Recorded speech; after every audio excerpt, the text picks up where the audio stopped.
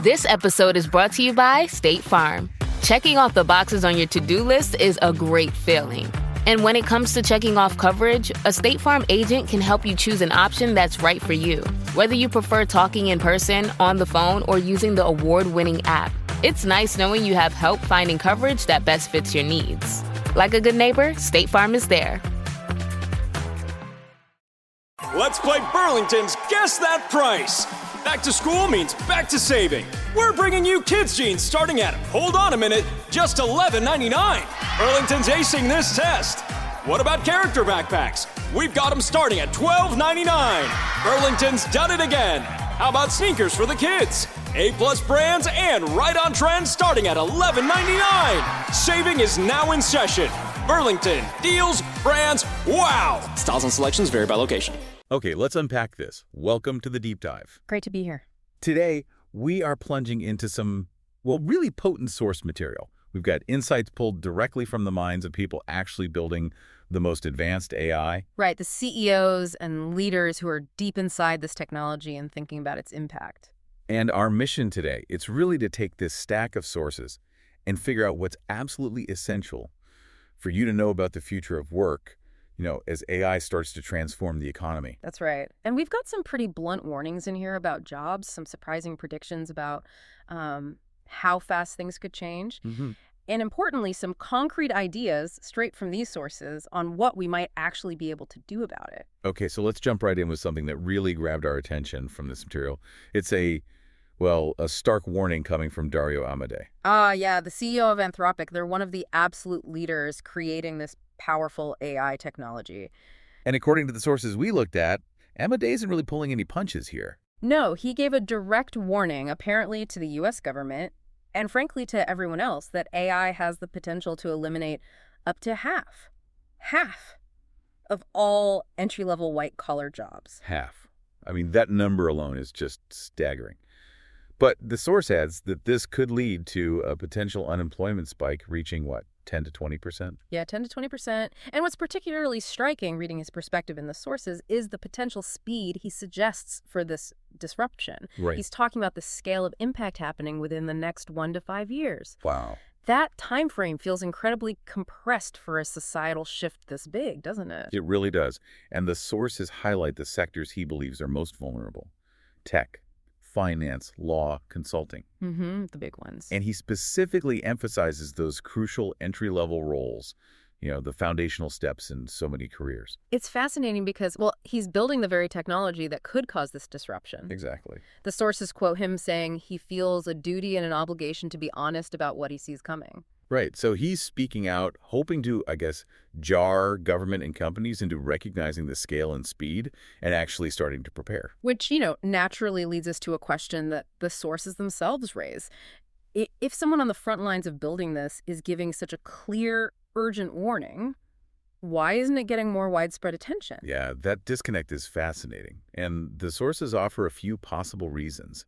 They suggest lawmakers either don't fully grasp the technology's capabilities. Or maybe just don't believe it. Or simply don't believe the scale of the potential impact Amodei described. It sounds almost too big, maybe. And what about business leaders? What do the sources say there? Well, according to the sources, many CEOs are reportedly afraid to talk about this openly. Afraid? Why? Perhaps fearing how it might affect their employees, maybe their stock price, or just their public image. It's a tough message to deliver. Yeah, I can see that. And then there's the average worker. The sources indicate most people are simply unaware. Right. The predictions sound so dramatic, almost sci-fi, that maybe they dismiss it. Like it's impossible for it to happen this quickly to their job. And you also have critics, the sources mention, dismissing the warnings as just the AI companies hyping it up. Yeah, trying to attract investment or attention, that kind of thing. So it creates this really strange dynamic where someone actually creating the future is saying, hey, look out, this is likely coming. And the response from many corners is basically, nah, we don't believe you. The source material even briefly touches on a political angle. It notes Steve Bannon sees AI job displacement as a potential major campaign issue down the line. While President Trump, it mentions, has been relatively quiet on the topic so far.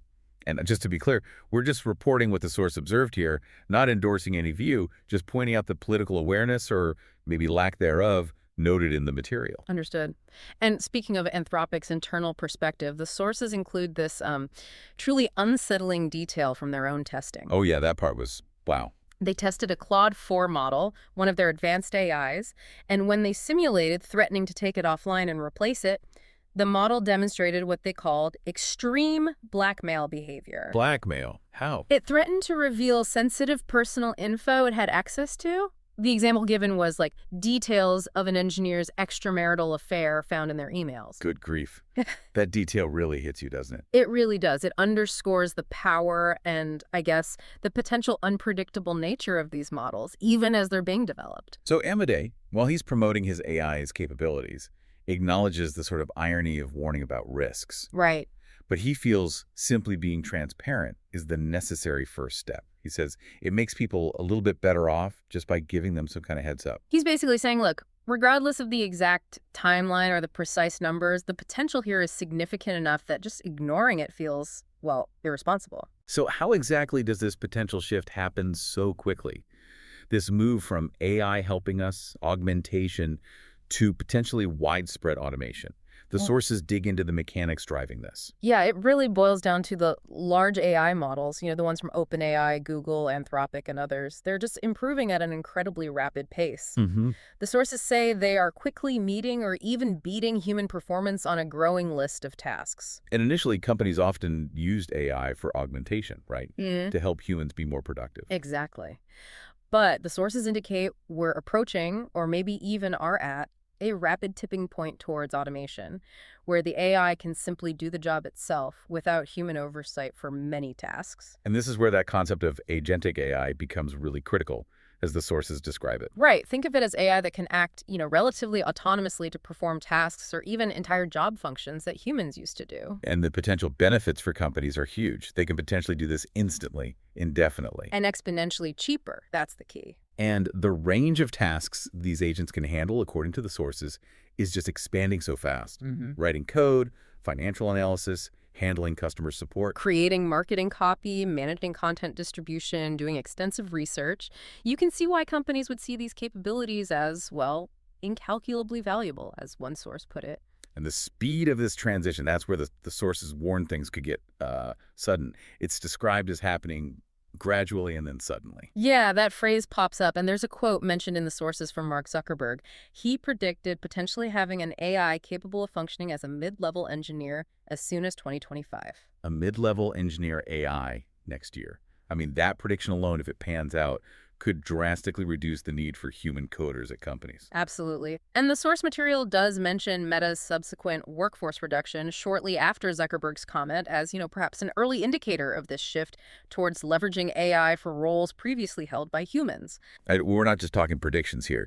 The sources point to real-world events happening now that seem to signal this shift is already underway, or at least being anticipated. Exactly.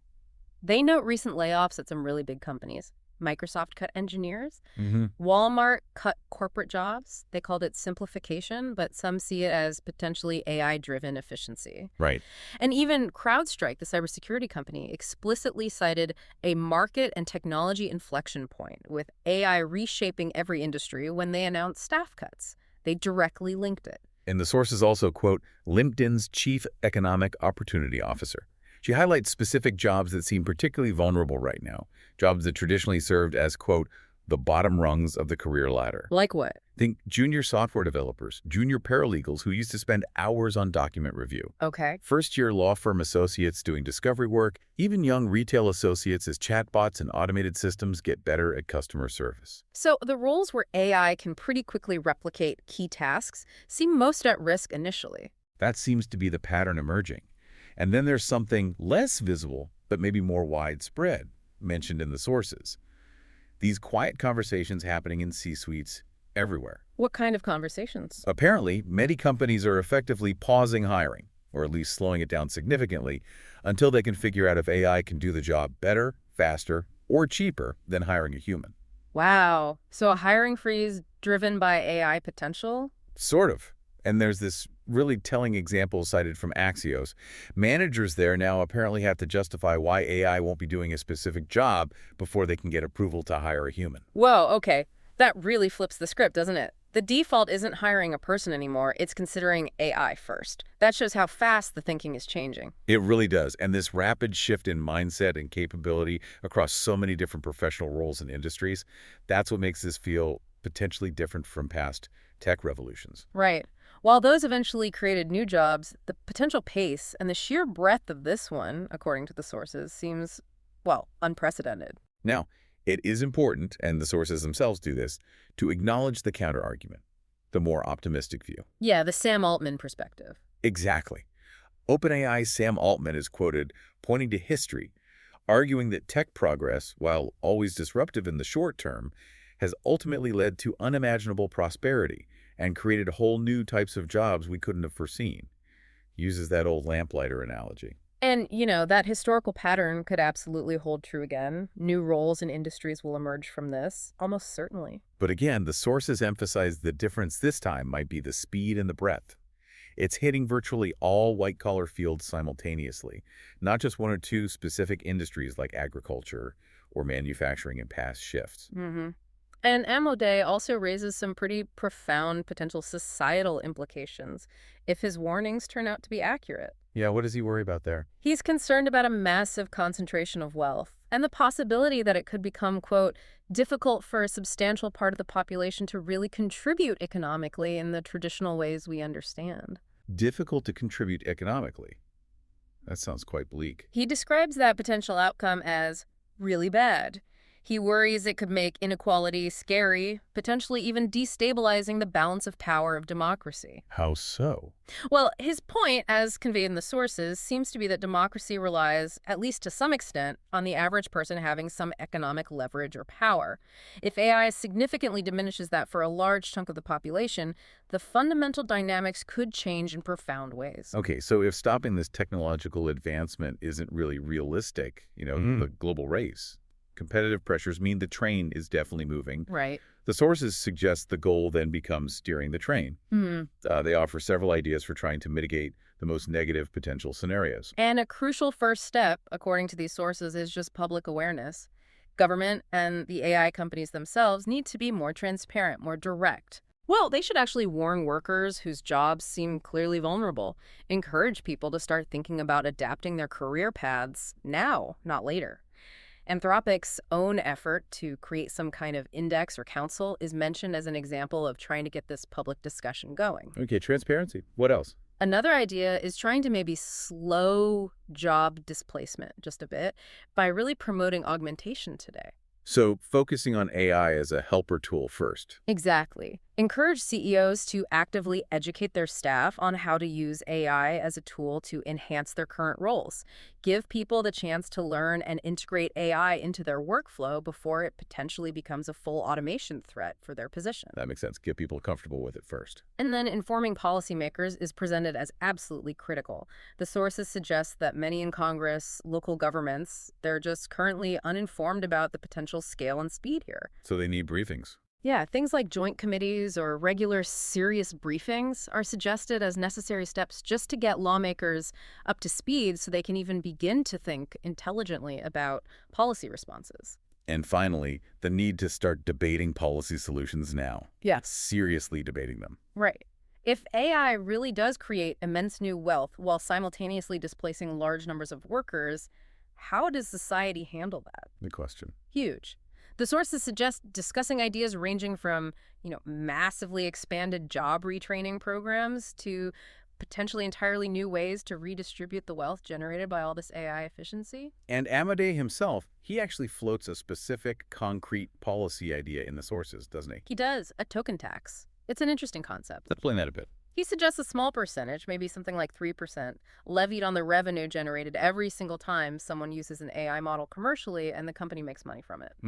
And he admits in the sources that this would probably go against his own company's immediate economic interest. Right, he's upfront about that. But he seems to see it as a potentially reasonable solution down the line. And the potential. Well, if AI becomes as powerful and pervasive as he predicts, such a tax could, theoretically, raise trillions of dollars. Trillions, wow. Which the government could then potentially use for social safety nets, education, retraining, maybe some form of redistribution. It's a big idea. Okay, so that leads to a really crucial point highlighted in the second source we reviewed. The essential role of leadership. Yes, because if governments are often slow to act, partly due to, say, the race with countries like China, and the AI companies themselves are driven by intense competitive pressure and their duty to shareholders. Then who steps up? Exactly. The responsibility for preparing people seems to largely fall, according to the source, on other leaders, particularly CEOs. Okay, so how can these leaders help, according to that source? What should they be doing? First, the source says, by being blunt. Just stop sugarcoating the reality. No more hedging. Pretty much. They need to tell their employees straight up that adaptation isn't optional anymore. That experimenting with AI is absolutely critical for their future career viability. The source even uses really strong language, suggesting not experimenting could be like committing career suicide. Oof. Okay, bluntness. Then what? They need to actively prepare their people, and that means practical things. Providing access to AI tools, encouraging widespread experimentation. Like that Axios example you mentioned. Exactly, where nearly half the staff volunteered to test AI tools. Setting explicit goals for productivity gains is another suggestion, like aiming for a 10% daily improvement for knowledge workers. Or maybe even 10x for coders using AI tools. And use free tools to start, right? That was mentioned. Absolutely. Emphasize that free tools are available right now to begin this experimentation. Get started. Leaders also have to prepare themselves, the sources stress. Well, leaders must grasp the dual nature of AI, how it's both incredibly tantalizing in its potential and, frankly, terrifying in its implications. They need to sharpen their own strategic thinking about And communicate. over-communicate with staff even when there's uncertainty, and importantly, set clear boundaries and expectations for how AI will be used ethically and effectively within their own organizations. Being clear-eyed is another key point from the sources. Yeah. Leaders have to acknowledge that, yes, some existing businesses will be disrupted or even destroyed by AI. That's the reality. Right. But also that many new ones will be born, and existing businesses can become vastly more efficient, more successful by leveraging AI smartly. They need to understand that fortunes will be made with these basically free tools, as the source puts it. So the competitive edge comes from mastering the tools. That's the idea, recognizing the opportunity amidst the disruption. And fundamentally, the sources argue they just need to be leaders in the truest sense. Provide wisdom, honesty, candor about the challenges ahead. Offer smarts in navigating the tools and the changes. And crucially, show empathy for employees who are understandably feeling uncertain, maybe even scared. Right. And one more practical tip from the sources. Simplify this for your staff. Yeah, that seemed important. Don't just throw AI at them. No. Help people identify, say, the top 3 most important things they do in their specific job, the core functions. Okay. And then work with them to figure out how AI can specifically help with those 3 things. Make it concrete and manageable. Don't overwhelm them. Focus on the core value they provide. So the clear takeaway then from these sources, especially maybe for individuals listening, is that experimentation with AI tools is necessary now, not tomorrow, not next year. Right. Even with the current glitches and limitations we still see, you need to start playing with these tools, getting familiar. Yeah. Under the assumption, based on these sources, that these models will reach human efficacy for many tasks very, very soon. The AI today might be primarily for experimentation and augmentation, like we discussed. But the future, perhaps as soon as next year, for some tasks, according to these predictions, involves a potentially rapid movement towards full automation in many areas. So as we wrap up this deep dive, we've really unpacked a significant tension from these sources, haven't we? Definitely. On one hand, you have these serious, urgent warnings coming from the AI builders themselves about the potential speed and scale of job disruption, driven by these rapidly improving AI agents. And on the other hand, you have this call for proactive leadership, for policy debate, and for individual action, trying to harness this incredible power for growth while also figuring out how to mitigate the very real negative impacts on employment and society. The sense of urgency that echoes throughout these sources is, it's hard to ignore. The message seems to be that preparation at every level, individual, corporate, governmental, is needed now. So, thinking about the speed, the breadth, the potential scale described in this material, how does this deep dive change how you think about your own preparation for the future of work? What specific skills might seem more critical now? And maybe what kind of societal conversations and policies do you think we absolutely need to be having today based on what these sources reveal? What really stands out to you from all this?